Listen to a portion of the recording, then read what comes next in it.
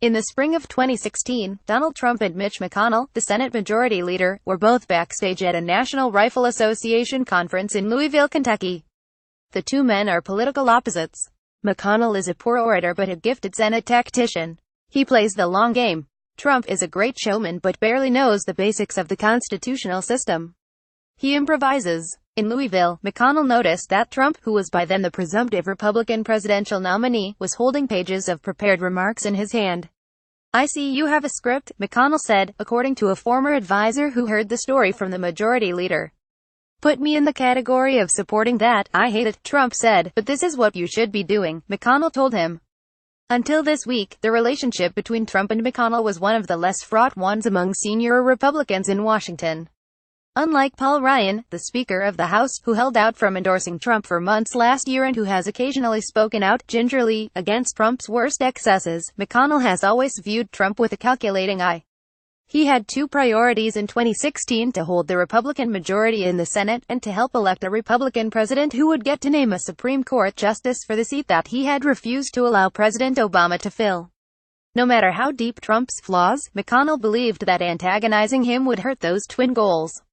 He supported Trump when he won the Republican nomination, and he has rarely criticized him in public since. McConnell was extremely pragmatic about the relationship, the former McConnell advisor told me. He never said anything if it wasn't in the interest of him, or his party's interest, to say it. He didn't want to create any intra-party feud that could hurt his members. Last year, McConnell cared less about anti-Trump conservatives than he did about Republicans such as Roy Blunt, the Missouri senator who was facing a tough re-election fight in a state where Trump was extremely popular. It wouldn't have helped Blunt if McConnell was out there trashing Trump, the former advisor said. McConnell saved any rebukes for personal conversations with Trump.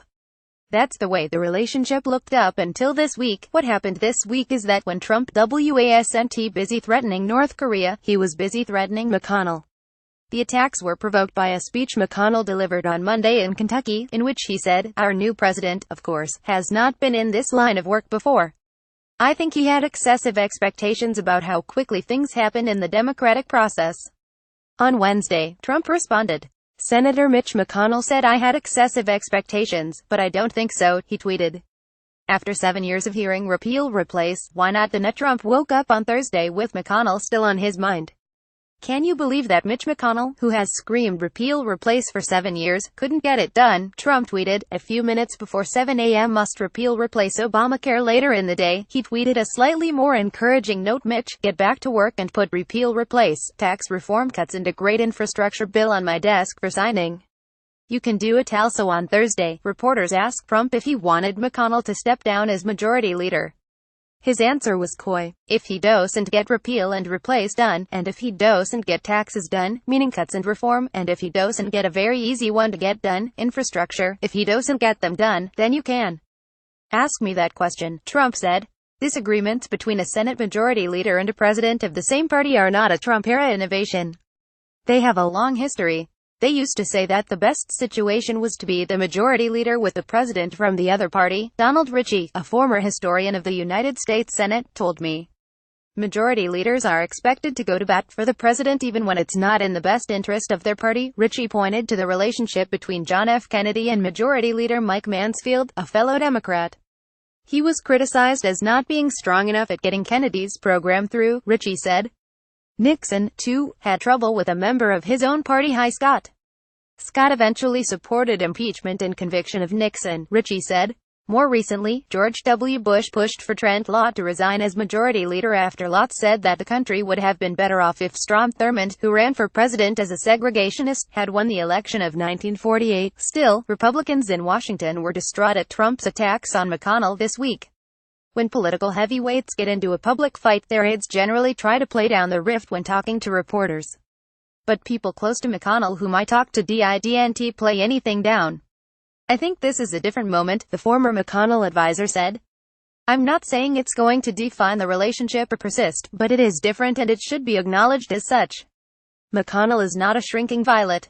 He very jealously guards the prerogatives of the Senate. Scott Jennings, a former senior advisor to McConnell, noted that Trump this week wasn't talking about the three Republican senators, Lisa Murkowski, John McCain, and Susan Collins, whose votes doomed the party's latest effort to repeal Obamacare. Two of them were personally insulted by the president, Jennings said, referring to McCain and Murkowski, whom Trump has attacked in the past. And the other one is far more liberal than the rest of the conference.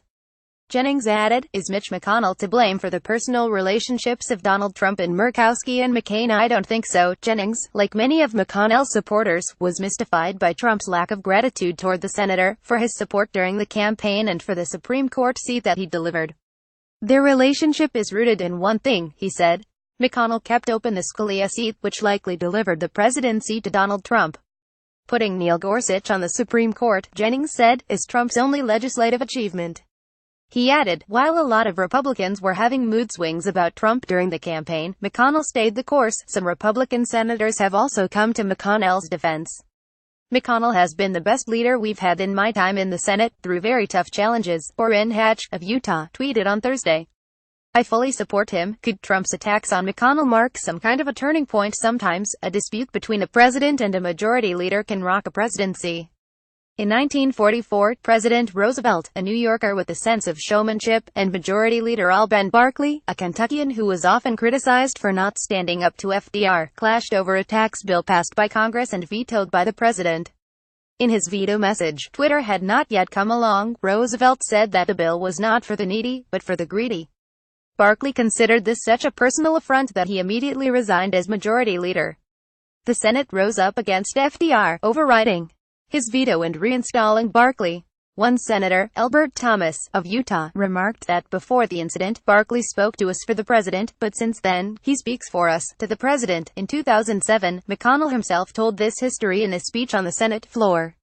The majority leader and the president mended the breach soon after, and continued to work together. McConnell, who has long had a picture of Barkley hanging above his desk in his Capitol office, said, "But you could say their relationship was never again the same."